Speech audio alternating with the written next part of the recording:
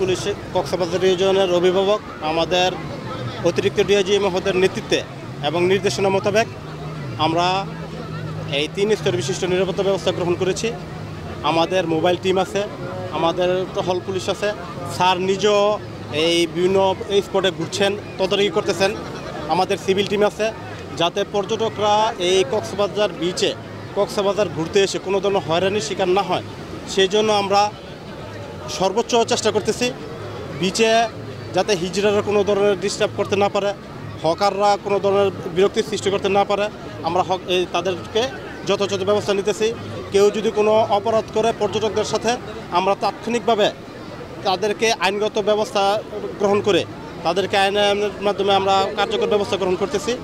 আমাদের পক্ষ থেকে এই কক্সবাজার আগত পর্যটকরা যাতে কোনো ধরনের হয়রানির শিকার না হয়, আমরা আমাদের পক্ষ থেকে সর্বোচ্চ চেষ্টা করতেছি।